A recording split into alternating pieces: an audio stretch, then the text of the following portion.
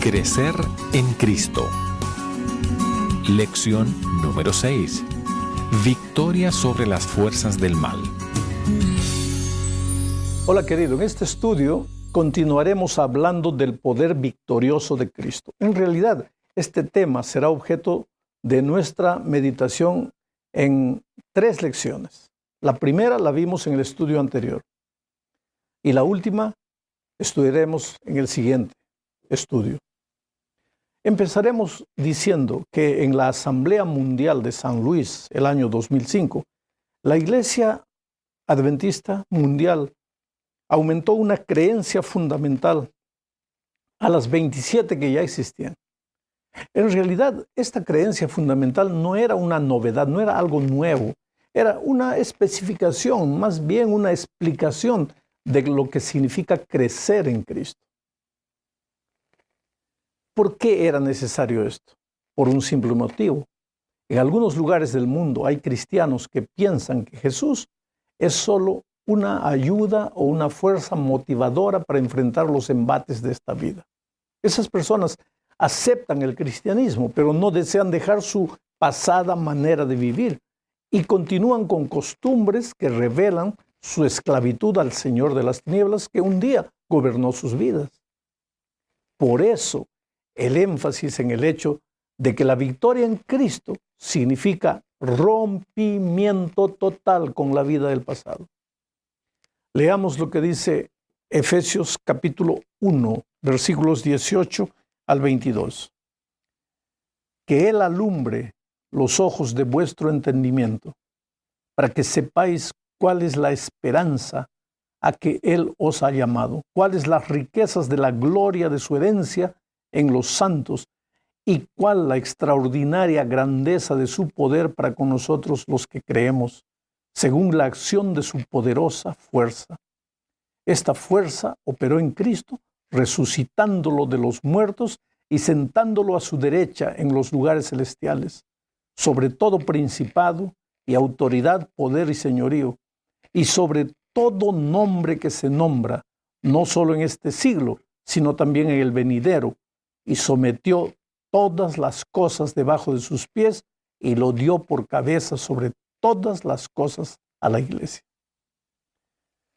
Mi amado, el texto fue un poco largo, pero el pensamiento central de los versículos que acabo de leer es la súplica de Pablo para que Dios nos ayude a entender 3 cosas. Primero, la esperanza a la que Jesús nos ha llamado y las riquezas de la gloria de su herencia. Él nos llamó no al fracaso ni a la derrota, Él nos llamó a la victoria. La segunda cosa que debemos entender es la extraordinaria grandeza de su poder para con nosotros los que creemos en la acción de su fuerza poderosa. O sea, Dios no es un Dios endeble, es un Dios poderoso, todopoderoso, ha derrotado completamente a las fuerzas del mal. Y tercero, la fuerza que operó en Cristo, resucitándolo de los muertos y sentándolo a su derecha en los lugares celestiales, sobre todo principado y autoridad, poder y señorío, y sobre todo nombre que se nombra, no solo en este siglo, sino también en el venidero, sometiendo todas las cosas bajo sus pies. Eso es lo que dice Pablo. Entonces, querido, después de entender estas 3 cosas, ¿cómo es posible que alguien continúe esclavizado por las fuerzas del mal que dominaron su vida antes de conocer a Jesús? Es imposible, porque todas las fuerzas del mal están bajo los pies del Señor.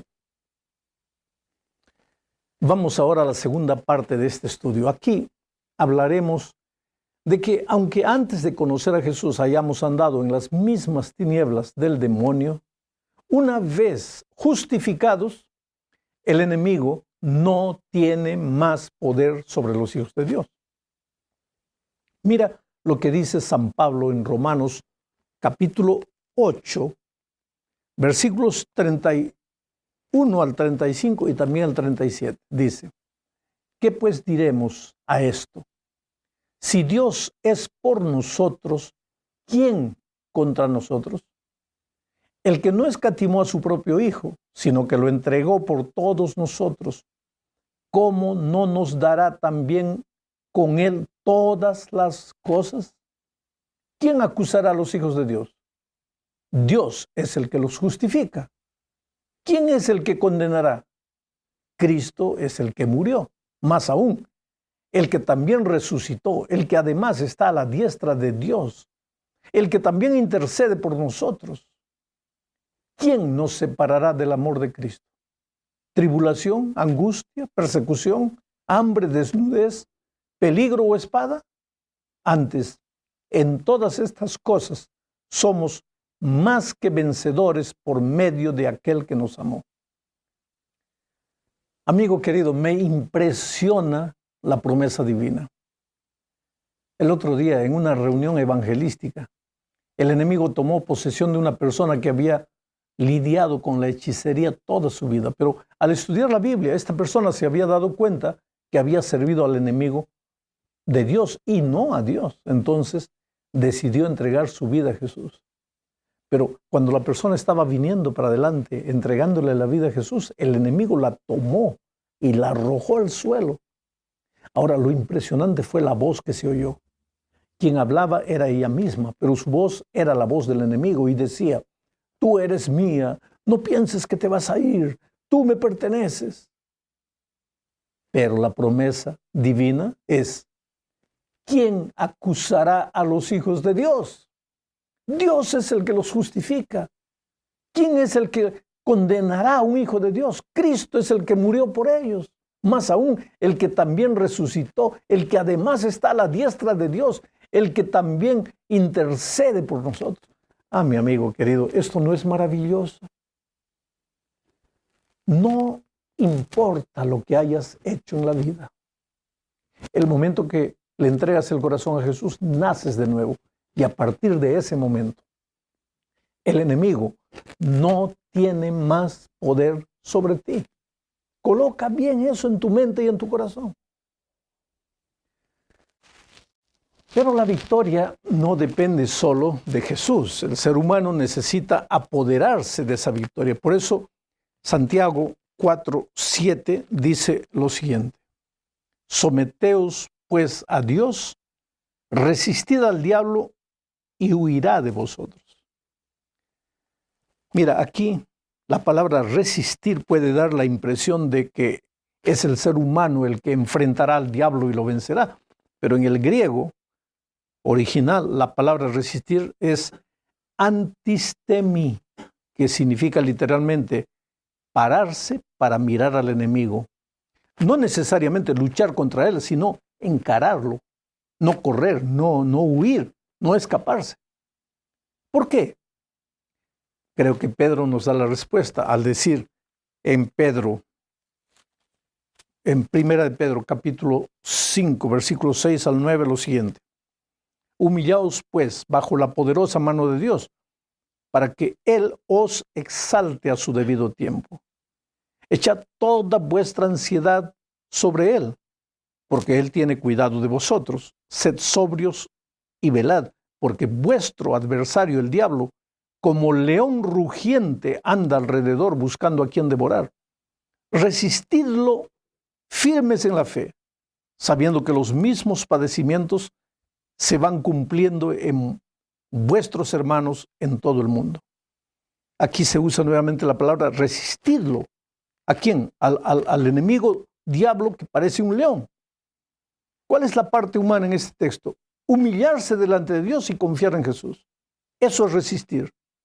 Pedro dice: resistidlo en la fe. Quiero enfatizar la expresión en la fe. Esto es clave. El diablo es como un león, dice Pedro. Mira, si un día te encuentras con un león de verdad en medio de la selva, no corras. Escucha bien lo que te estoy diciendo, no corras. Estarás perdido si corres, porque el león te alcanzará y te hará pedazos. Por lo tanto, no corras, resístelo. ¿Cómo? Párate y míralo. No te muevas, no hagas ningún ademán, Solo míralo, no corras. Con toda seguridad él va a gruñir y se va a marchar. Bueno, la misma cosa sucede con el enemigo. Él está como un león que gruñe buscando a quien devorar. Pero si tú conoces el poder de Dios, si sabes que el enemigo ya fue derrotado en la cruz y si aprendiste a confiar en el Señor Jesús, el pobre diablo, mira, de ahí viene la expresión pobre diablo, el pobre diablo estará perdido. Claro que el consejo de Pedro fue para los cristianos que en aquellos días sufrían la persecución del diablo a través de los ejércitos romanos. Pero ¿quién estaba por detrás de los perseguidores? Con toda seguridad era el enemigo. Él siempre se disfraza, a veces de cosas bonitas, de experiencias maravillosas, de filosofías seductoras y otras veces de acciones grotescas. Para él no hay límite. Su único objetivo es destruir la vida de los hijos de Dios.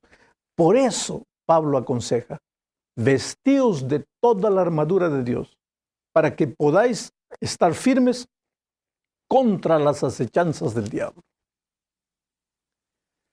Bueno, hasta aquí vimos la promesa de victoria de Jesús. No hay motivo para fracasar a menos que nos alejemos de Dios, a menos que dejemos de confiar en sus promesas. Pero ahora veremos el ejemplo de victoria de algunos personajes bíblicos. Esta es la cuarta parte de este estudio. Comenzaremos por los discípulos de Jesús. Leamos San Mateo, capítulo 10, versículos 1, 5, 7 y 8. Dice así. Entonces, llamando a sus 12 discípulos, les dio autoridad sobre los espíritus impuros para que los echaran fuera y para sanar toda enfermedad y toda dolencia. A estos 12 envió Jesús y les dio instrucciones diciendo, y yendo predicad, el reino de los cielos se ha acercado. Sanad enfermos, limpiad leprosos, resucitad muertos, echad fuera demonios. La gracia de gracia recibisteis, dad de gracia. Oh querido, este texto presenta la comisión de Cristo a sus primeros discípulos. Era una misión de victoria. Ellos debían, entre otras cosas, tener dominio sobre los espíritus inmundos. Deberían expulsar a los demonios. No había lugar para la timidez, porque la orden venía de un Cristo victorioso. Cumplir la misión y predicar el evangelio era para ellos enfrentar las fuerzas del mal. Pero ellos lo hicieron. Expulsaron a los demonios, curaron a los enfermos, hicieron muchos milagros. La única vez que no pudieron expulsar a un demonio fue cuando el corazón de ellos estaba lleno de ambiciones, porque querían saber quién entre ellos debería ser el mayor. Sabes que en mis años de evangelista he visto muchas veces la manifestación del enemigo en noches en las que las personas desean entregar la vida a Cristo. Al hacer el llamado, al invitar a las personas a rendirse a Jesús, yo sé que literalmente estoy invitándolas a romper las cadenas que los amarraron a una vida de esclavitud. Y sé que no es fácil. El enemigo, aunque derrotado, continúa vivo y hace todo lo que puede para retener a las personas en la prisión de sus hábitos y costumbres pasadas. ¿Cuántas veces, mientras las personas vienen al altar para entregar su vida a Jesús, el enemigo se apodera de ellas y las reclama como suyas? Pero también he visto en esas ocasiones, la mayoría de las veces, la manifestación del poder divino. Hoy, con experiencia, puedo decir que no hay un caso perdido. Jesús puede dar libertad a los que se entregan a Él.